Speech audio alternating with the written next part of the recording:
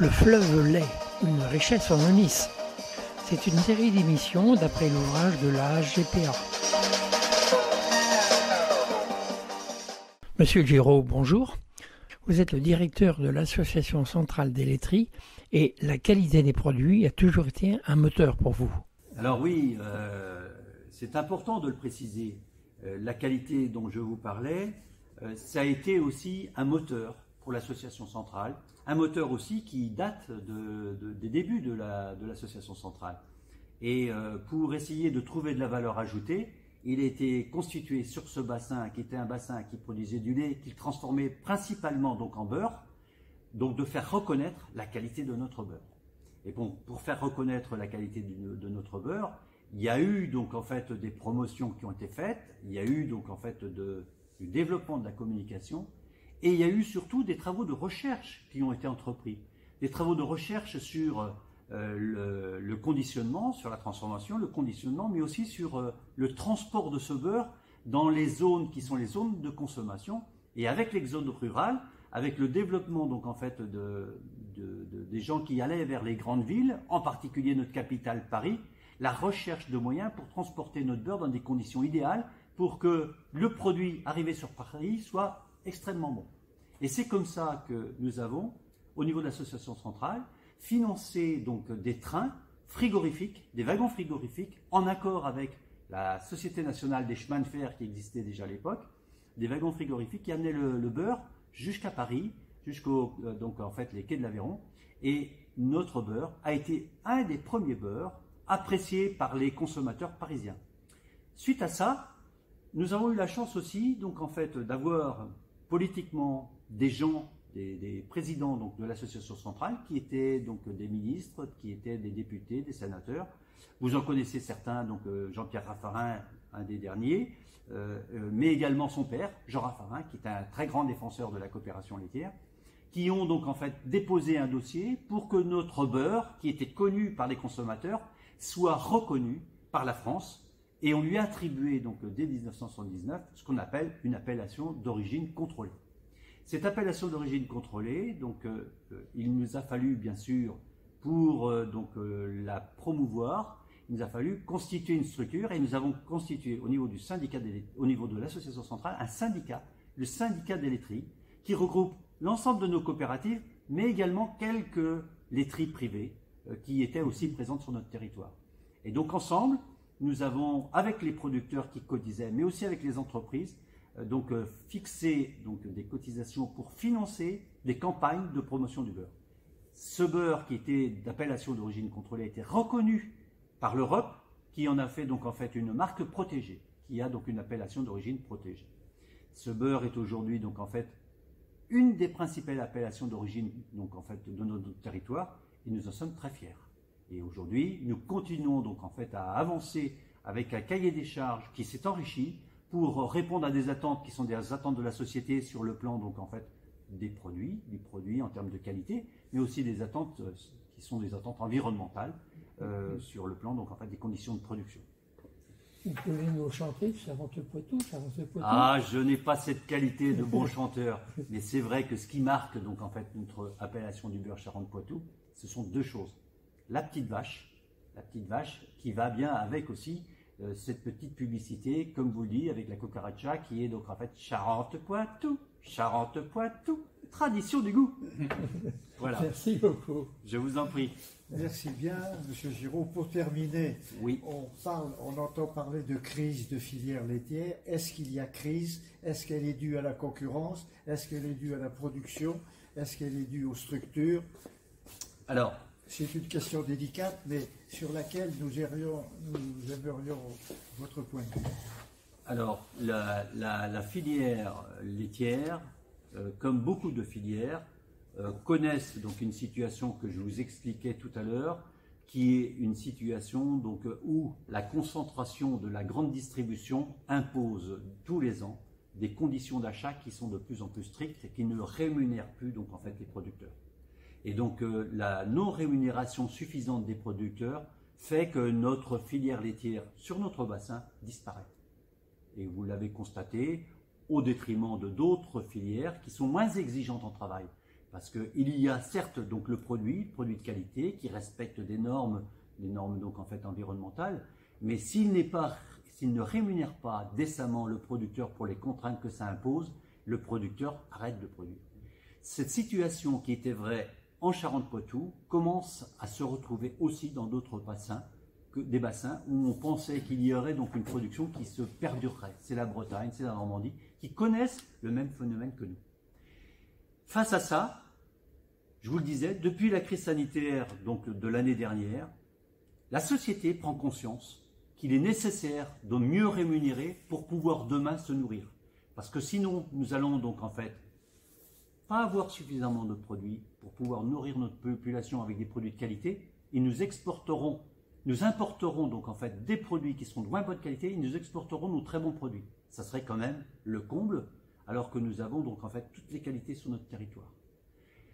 Je ne sais pas ce que sera l'avenir, mais ce que je peux vous dire, c'est que si nous ne prenons pas conscience et si nous ne prenons pas les moyens de rémunérer décemment les producteurs, nous avons des jours à craindre.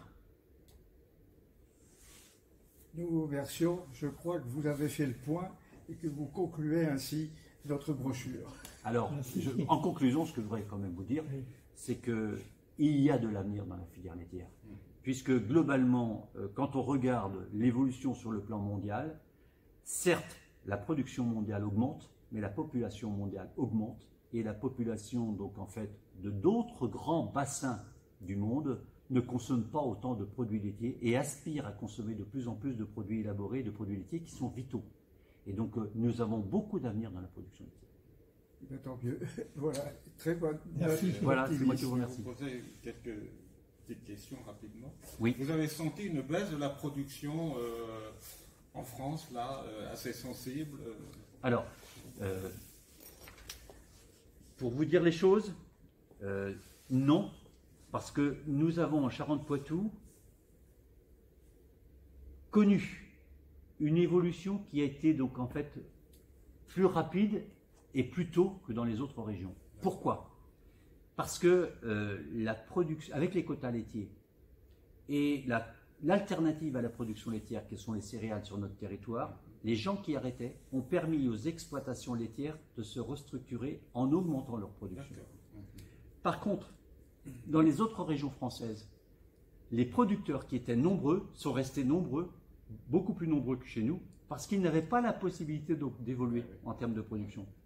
Maintenant que la production ne fait pas l'objet donc en fait de quotas, de gestion administrative donc sur le volume, dans ces zones-là, ceux qui veulent développer se développent, et quand ils se développent, ça génère donc en fait une concurrence entre les producteurs, et il y en a beaucoup qui, avec des productions petites ou moyennes, qui arrêtent.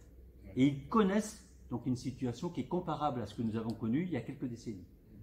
Il faut ajouter à ça que s'il y a une dizaine d'années, il était possible d'investir pour développer donc en fait son bâtiment à des conditions acceptables encore en termes de coûts.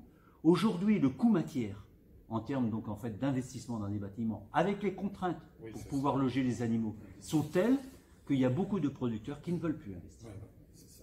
Et donc c'est là que ça génère une difficulté à terme, et on se pose la question. Ce qui nécessite donc en fait de bien prendre en compte qu'il faut une juste rémunération du lait si l'on veut demain donc en fait avoir une continuité de cette production. Vous avez parlé beaucoup de beurre, mais vous gérez les laiteries qui sont plutôt spécialisées dans le lait de chèvre aussi? Alors nos coopératives, c'est une spécificité. Nos coopératives laitières sur le bassin Charente-Poitou ont cette transformation, cette collecte et cette transformation de lait de vache et tout aussi de lait de chèvre. Voilà, c'est ça. Nous représentons en lait de chèvre, sur le plan mondial, il y a des chèvres partout dans le monde. Oui. Nous représentons en termes d'effectifs 2% de l'effectif mondial. De l'effectif. De l'effectif mondial. Mais les chèvres dans le monde sont élevées principalement pour la viande. Et la viande donc représente la plus grosse partie donc de l'utilisation de ces chèvres. D'accord. L'autre partie, c'est de la consommation, mais de l'autoconsommation. C'est-à-dire que les gens qui ont quelques chèvres font la traite de ces chèvres pour faire leurs propres produits, consommer le lait ou consommer leur fromage. La particularité donc en fait que nous avons en Europe, c'est que nous avons en Espagne, en France et aux Pays-Bas plus récemment, des filières de transformation donc en fait de lait pour faire des produits finis. Et en France, nous avons la plus grosse filière. Nous représentons donc en fait au niveau mondial, avec 2% d'effectifs, 14% du volume transformé industriellement. Et sur ce volume qui est transformé donc en fait au niveau donc en fait de la France, la majeure partie est en Charente-Poitou. 75% du lait de chèvre transformé en France est en Charente-Poitou.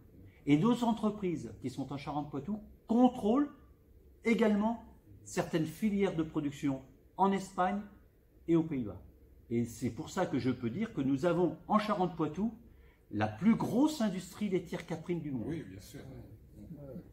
Oui, là, je lisais dernièrement, vous voyez, c'était 45%, vous dites 75%, ça a encore évolué. Oui, parce que, alors pour être plus précis, en termes de volume, nous n'avons pas 75% sur le Charente-Poitou, mais les entreprises de transformation qui appartenaient à nos coopératives sont sur le Charente-Poitou et elles collectent du lait jusque dans l'Aveyron, ah oui, voilà, jusque dans l'Auvergne, jusque dans le Maine-et-Loire, jusque dans donc, le centre et jusqu'en Bretagne.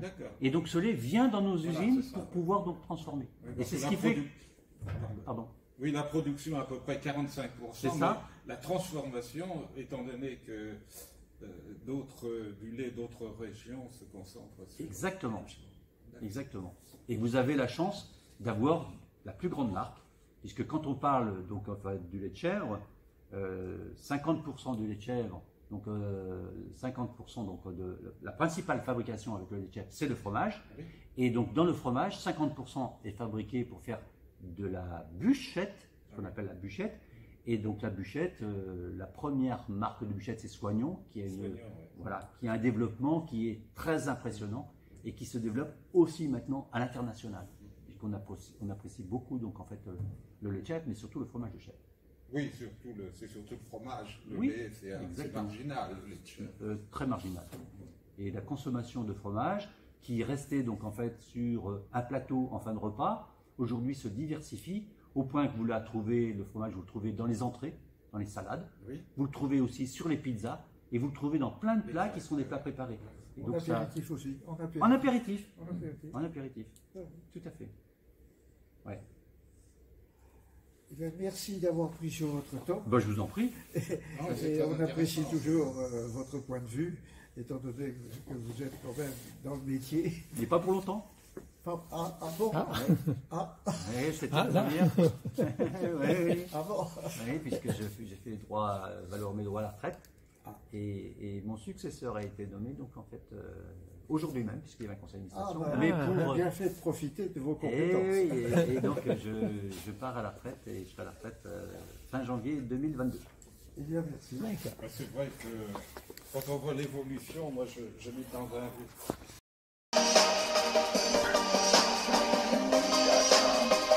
Le fleuve lait, une richesse en Nice. C'est une série d'émissions d'après l'ouvrage de la HGPA.